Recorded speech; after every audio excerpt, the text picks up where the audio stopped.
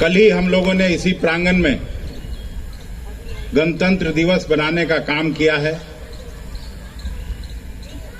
और उस समय हमने अपने संबोधन में ये बात कही थी कि लाखों कुर्बानी के बाद, हमारे पुरखों के कुर्बानी के बाद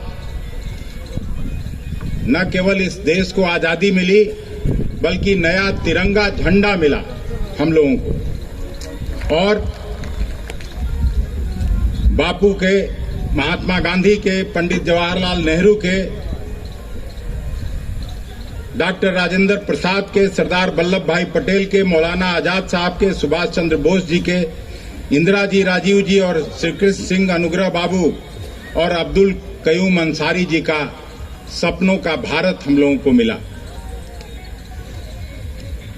हम संक्षेप में अभी अपनी स्वागत भाषण समाप्त करना चाहते हैं और केवल ये कहना चाहते हैं कि कांग्रेस पार्टी 1990 के बाद सत्ता से बाहर है। जरूर कभी कभी गठबंधन के माध्यम से हम लोग सरकार में रहे हैं, आज भी हम लोगों के दो साथी मंत्री हैं, लेकिन सीधे तौर पर जनता को का सेवा करने का कांग्रेस पार्टी को अवसर नहीं मिला 1990 के बाद। ये जो हाथ से हाथ जोड़ो कार्यक्रम है वो एक बड़ा ही बृहद कार्यक्रम है और ये कार्यक्रम पहली बार स्टेट डेलीगेट्स को, कभी भी डेलीगेट्स आप हो जाते थे लेकिन फिर अगले चुनाव का इंतजार करता था और सभी साथी इधर से उधर नेताओं के यहां दौड़ा करते थे कि हमको डेलीगेट इस बार बनना है, हमको डेलीगेट आप नहीं बनाए पिछली बार।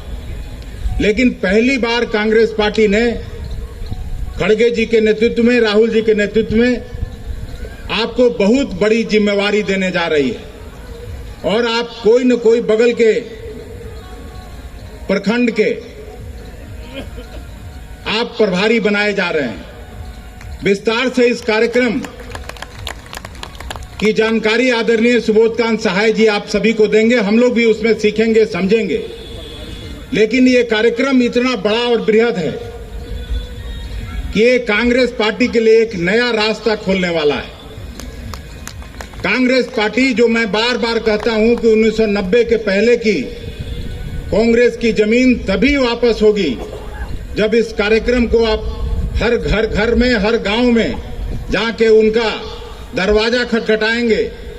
और एक चीज और मैं कहना चाहता हूं, यहां जितने नेता आप सभी उपस्थित हैं, मैं देखता हूं जो एमएलए हैं, जो एक्स एमएलए हैं, जो एक्स एमएलसी हैं, जो एक्स मिनिस्टर हैं।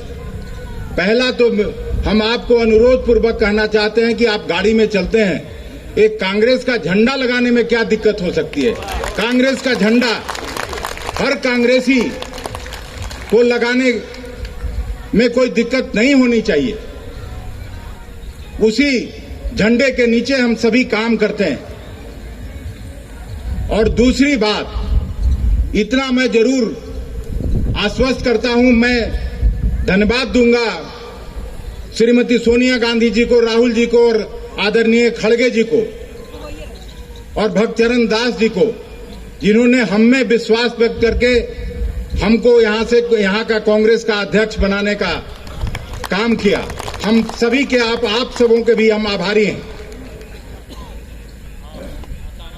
लेकिन आपसे अनुरोध पूर्वक मेरा एक आग्रह है और उसके पहले मैं आपको बता देना चाहता हूं, इतना जरूर हम पे भरोसा करिएगा। मैं बार बार ये बात कहता हूं कि मैं एक कार्यकर्ता के हैसियत से सामाजिक राजनीतिक जीवन में आया।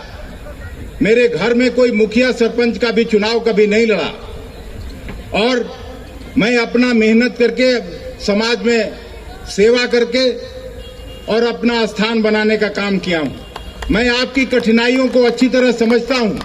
जो एक एक कार्यकर्ता दिन रात कांग्रेस का झंडा लेके चलता है, कांग्रेस के लिए मर मिटने को तैयार है, उसकी कठिनाइयों को भी मैं अच्छी तरह से समझता हूं। और उस भरोसे के साथ मैं कहना चाहता हूं कि जहां भी आप सबों का पसीना बहेगा, मैं अपना खून बहाने को तैयार हूं, इतना जरूर भरोसा आप करिए।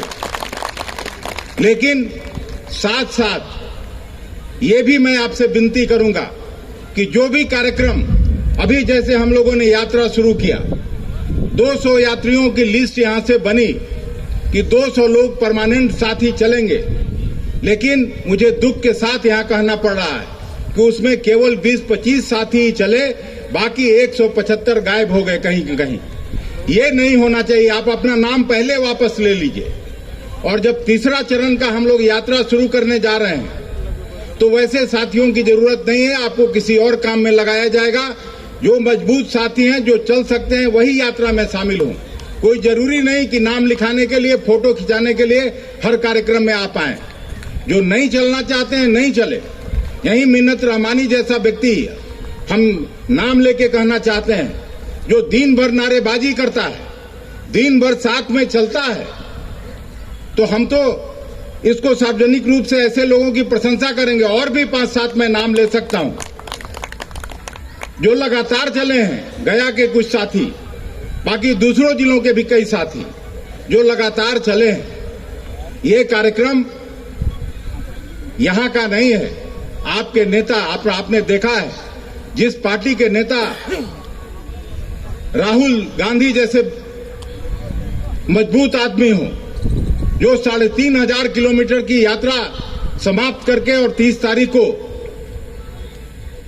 कश्मीर में उनकी यात्रा का समापन हो रहा है, एक दिन भी वो थके नहीं, एक दिन भी डरे नहीं।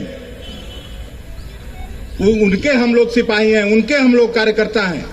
हम लोग क्यों कोताही बरतेंगे? और अभी कई साथियों को बोलना है और बृहत रूप से आदरणीय सुबोधकांत सहाय जी इस पर चर्चा करेंगे। मैं फिर से आपको आश्वस्त करता हूं कि जो भी आगे काम करेगा, वो चाहे चुनाव लड़ने लायक हो, पदाधिकारी बनने लायक हो, मैं उसको जरूर मदद करूंगा। आगे बढ़कर झगड़ा भी करना पड़ेगा तो प्रभारी जी से झगड़ा करूंगा, उस आदमी के लिए झगड़ा करना पड़ेगा तो आला कमान से भी झगड़ा करूंगा, उसमें मैं पीछे नहीं हटूंगा। लेकिन ईमानदारी बरतिए, अनुशासन में रहिए, अपने नेताओं की इज्जत करना भी सीखिए। कई बार मैं देखता हूं, बैठे रहता हूं, बड़ा कोई सीनियर लीडर आता है, कोई सीट छोड़ने को तैयार नहीं है। तो ये कांग्रेस पार्टी का अनुशासन नहीं है। ये आपके पुरखों ने, आपके नेताओं ने नहीं सिखाया। इसको भी समझने की जरूरत है। और जिस जगह पर आज हम ये इतनी बड़ी मीटिंग कर रहे हैं, जिसमें पूरा बिहार कांग्रेस है, यहीं से आपका भविष्य संवरेगा, निखरेगा या खराब होगा, यही मीटिंग तय करेगा। ये मैं मजबूती से आपको कहना चाहता हूं। और साथियों, मैं इसके बाद मैं फिर आऊंगा, फिर आपको धन्यवाद देने आऊंगा। एक निर्मल वर्मा जी हैं, उनकी भी मैं प्रशंसा करना चाहता हूं। दिन रात करके वो आदमी, जब जहां कहीं मीटिंग होता है, हम लोग चले जाते हैं 9 बजे 10 बजे रात के बाद, लेकिन अभी भी मैं देखा पूरा रात यहां वो आदमी जगा रहा है, पूरा रात चला है। तो वैसे साथियों की इज्जत करनी चाहिए, वैसे साथियों का सम्मान होना चाहिए। और अंत में मैं फिर से आप सभी नेताओं का, सभी मित्रों का, सभी विधायक साथियों का, सभी वरिष्ठ नेताओं का हृदय से स्वागत करते हुए आगे के कार्रवाई के लिए अपने मित्र अशोक राम जी को आग्रह करता हूं कि वो आए और आदरणीय सुबोधकांत सहाय जी को इस कार्यक्रम में बुलाएं। अब मैं आग्रह करता हूं इस कार्यक्रम के कोऑर्डिनेटर, हम लोग के नेता और बड़े भाई